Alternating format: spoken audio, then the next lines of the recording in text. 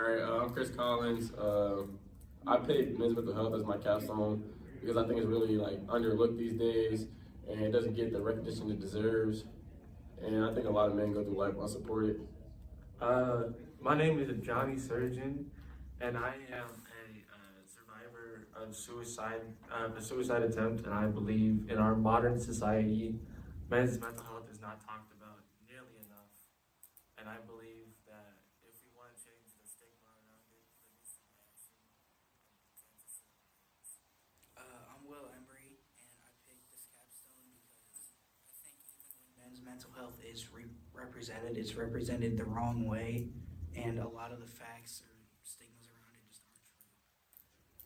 I'm Daniel Dawson. I feel like men's mental health really isn't represented well. It's really overlooked.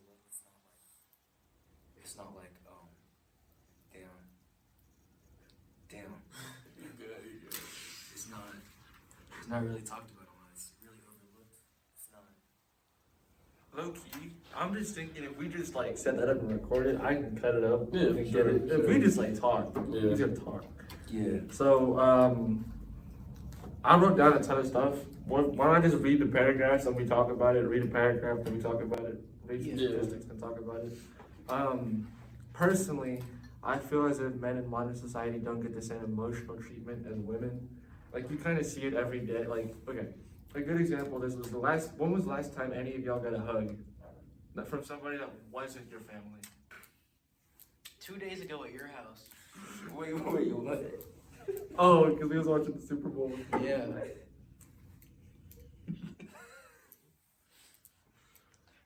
3 days ago. You hugged him too, Chris. But you gotta think about it though.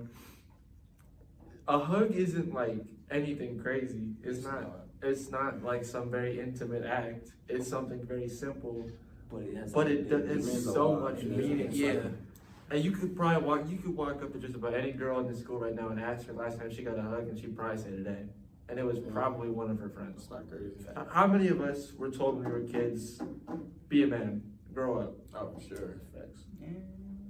I mean, I grew up just like with my mom, and that's it. So like, I never really got told that, but that's different. Yeah.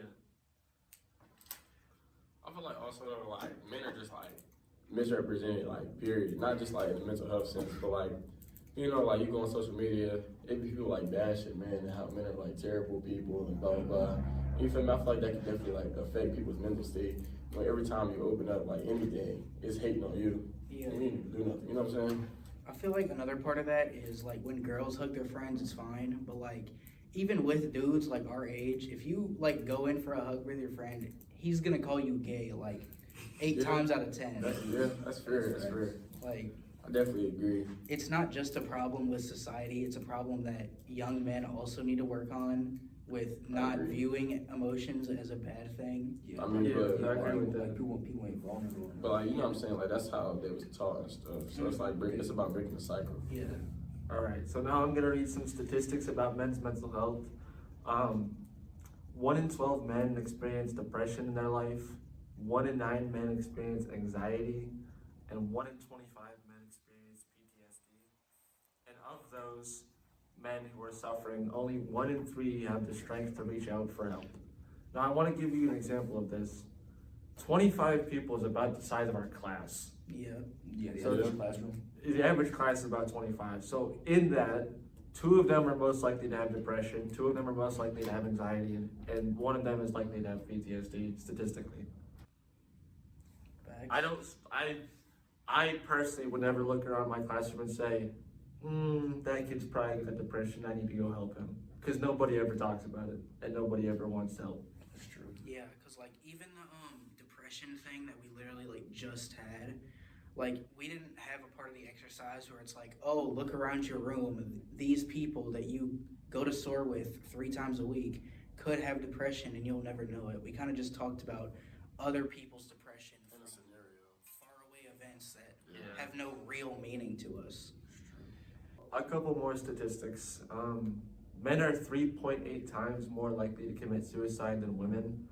And in 2024, 1 person committed suicide every 11 minutes. That's on the length average. of this episode. So like, It's crazy. So, It's like in the time time it took for us to record this video, somebody will have killed themselves. Yes. That's crazy. In 2024, 13.2 million men seriously considered killing themselves in America.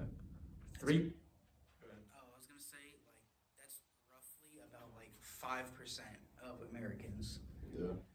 3.8 million made a plan, and 1.6 million attempted to take their own lives, with only 49,000 successful. So in the age range 10 to 14, so 14 is like fourth grade, I think. You No, 14 is like 14 is a freshman. My bad. I was looking at the wrong. I was thinking 10 years old, but was saying 14. 10 years old is like fourth grade, right? I think it's around like It's like fifth. yeah, that's like fifth or sixth. Yeah.